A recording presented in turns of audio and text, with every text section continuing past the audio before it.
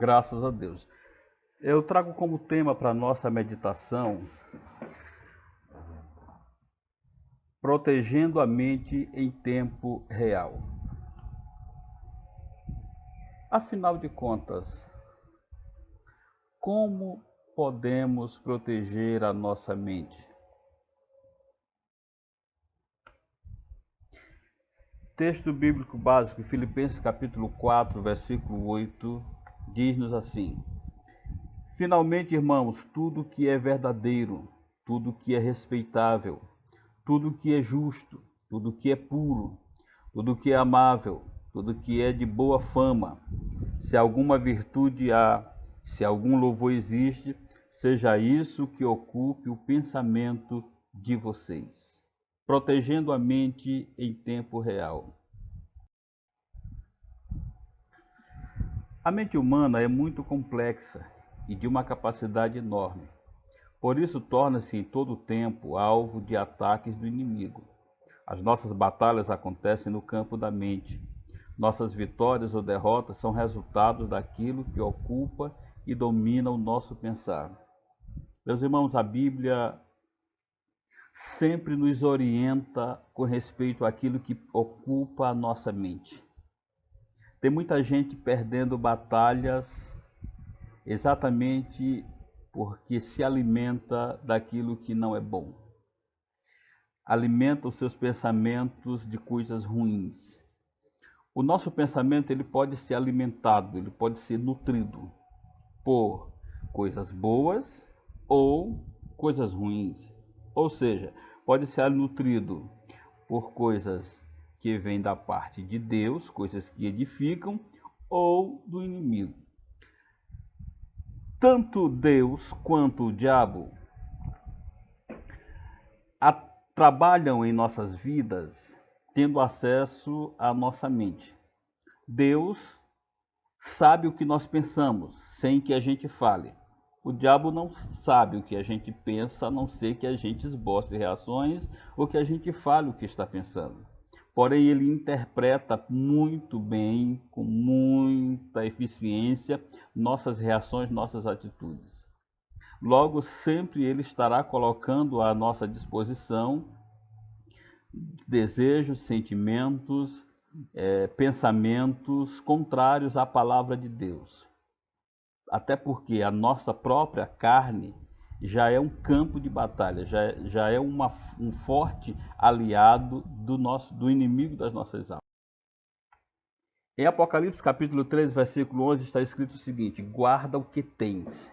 E a pergunta é, você sabe o que tem? Provérbio capítulo 4, versículo 21 diz assim: de tudo que se deve guardar, guarde bem o seu coração, porque dele procedem as fontes da vida. Ou seja, há muita coisa que se deve guardar. Existem coisas que não se deveriam guardar e as pessoas guardam. Por exemplo, as pessoas guardam mágoa quando não deveriam guardá-la. Guardam ressentimentos quando isso não deveria. As pessoas guardam lembranças de um passado ruim, de um passado negativo, quando elas já deveriam ter esquecido disso. E muitas vezes coisas boas, coisas de Deus, milagres, por exemplo, nós nos esquecemos. É por isso que o salmista no Salmo 103 diz assim: bendize a minha alma ao Senhor, e tudo que é em mim bendiga o seu santo nome. Bendize a minha alma ao Senhor e não te esqueça de nenhum de seus benefícios. Nós temos uma tendência horrível de nos esquecermos dos bens que Deus nos tem concedido, dos benefícios que Deus nos tem feito. E isso é muito perigoso. Nós somos bombardeados a todo instante com mensagens negativas, com mensagens ruins, com mensagens que tentam nos afastar de Deus, com mensagens contrárias à palavra de Deus. E o pior é que muitas dessas mensagens são sutis. Elas têm uma sutileza muito grande. Parece ser coisa boa. Por exemplo, quando Moisés e Arão se apresentaram a Faraó, você percebe que Moisés ordenou que Arão fizesse alguns sinais e Arão fez sob a direção de Deus. Imediatamente Faraó chamou seus feiticeiros E eles fizeram sinais muito parecidos. Existem coisas que confundem às vezes. Existem coisas muito parecidas e a gente precisa tomar muito cuidado. Mas de tudo que se deve guardar, tanta coisa que se deve guardar, aqui ele diz o seguinte: guarde bem o seu coração. Por que que eu devo guardar o meu coração? Porque dele procedem as fontes da vida. É por isso que Jesus diz lá em Mateus capítulo 15 que não é o que entra pela boca e vai para o estômago que contamina a alma do homem, mas é o que sai do coração, ou seja, dos seus pensamentos. E aí Jesus complementa e diz: porque do coração do homem que procede os adultérios, os homicídios, os assassinatos, os furtos, os sentimentos de violência. Tiago, no capítulo 4, ele diz: de onde é que surgem as guerras e contendas no meio de vocês? Porventura não é dos vossos próprios sentimentos? Ou seja, nossos traumas, nossas conquistas, nosso sucesso ou nossas derrotas são frutos daquilo que está no nosso pensamento. Jesus ainda diz o seguinte: da abundância do coração é que fala a boca. Aquilo que a pessoa muito pensa, naturalmente ele vive. A nossa tendência é vivenciar aquilo que nós internalizamos no dia a dia. Vejamos mais. Afinal de contas, como proteger a mente? Nós nos preocupamos em proteger o nosso patrimônio, nos preocupamos em proteger a nossa casa, nos preocupamos em proteger a conta bancária, por exemplo, nos preocupamos com o seguro do carro, por exemplo, quem tem, nos preocupamos com uma série de coisas, mas e a mente? E a nossa mente? O que de fato nós estamos permitindo que acesse o nosso pensar, que seja instalado no nosso pensamento, que seja instalado na nossa... Como proteger a mente? O apóstolo Paulo nos oferece algumas instruções. Vejamos. Ele diz o seguinte: finalmente, irmãos, ou seja, no resumo de tudo, irmãos, ou seja, o que mais importa, irmãos, ele diz assim: finalmente, irmãos, tudo que é verdadeiro. Primeiro requisito para protegermos o nosso coração, ou blindarmos a nossa mente. Tudo que é verdadeiro. De que você tem alimentado os seus pensamentos? O que é que tem ocupado os teus pensamentos? Meus irmãos, muita gente, infelizmente, muito crente, tem se alimentado de mentiras, doutrinas falsas, heresias, costumes errados. Não obstante, as notícias falsas que se divulgam nas redes sociais dia após dia e tantas outras coisas mais. Coisas que não edificam, coisas que não são verdade, de notícias falsas, de fofoca, de mexericos, de mentiras e uma série de outras coisas. O que de fato ocupa a tua mente? Aquilo que ocupa a tua mente, aquilo que você está pensando, é verdade? Você tem ocupado o seu coração com a verdade? Por isso que Paulo está dizendo: finalmente, irmãos, tudo que é verdadeiro. Segundo, tudo que é respeitável. Aquilo que você pensa, aquilo que você reflete, aquilo que você medita, aquilo que está no teu coração é respeitável? É digno de respeito? Vejamos mais. Tudo que é justo. Nossos sentimentos, teus sentimentos são justos?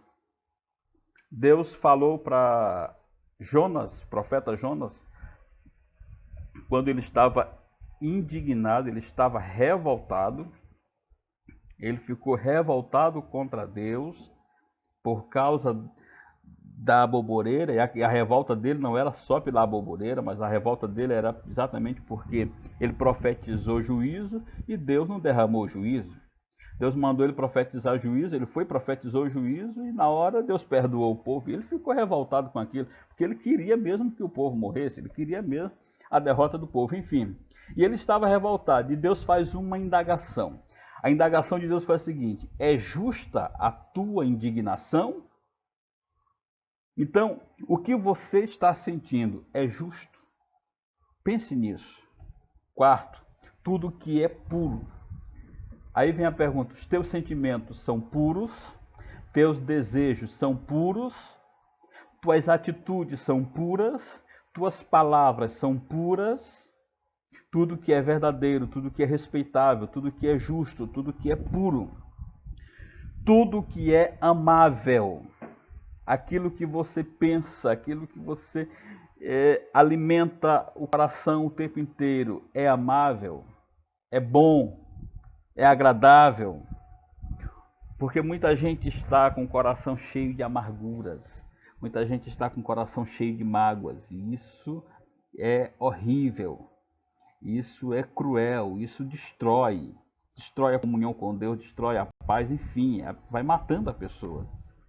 Ainda, tudo que é de boa fama, aquilo que é honroso, aquilo que é belo, não somente na aparência, mas aquilo que ainda, se alguma virtude há.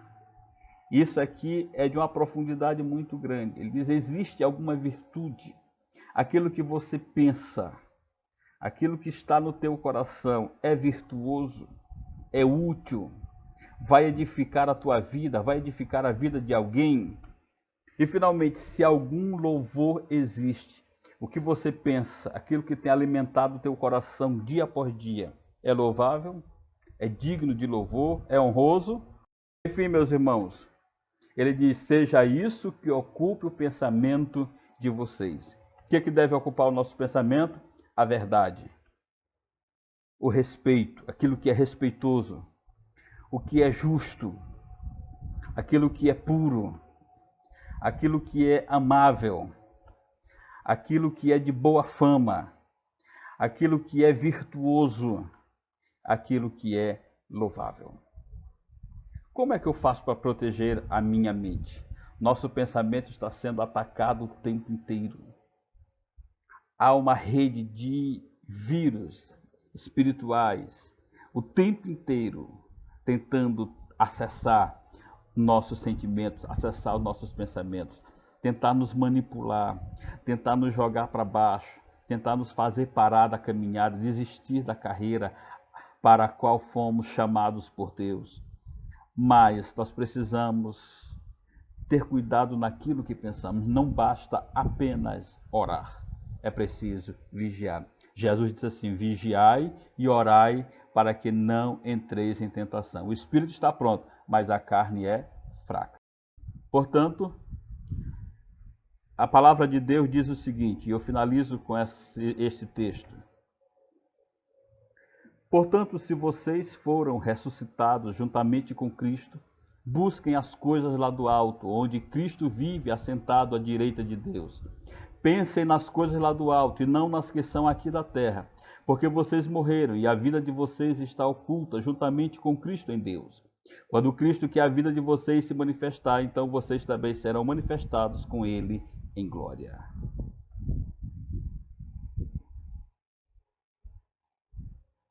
Colossenses capítulo 3, versículos de 1 a 4. Como eu faço para proteger a minha mente?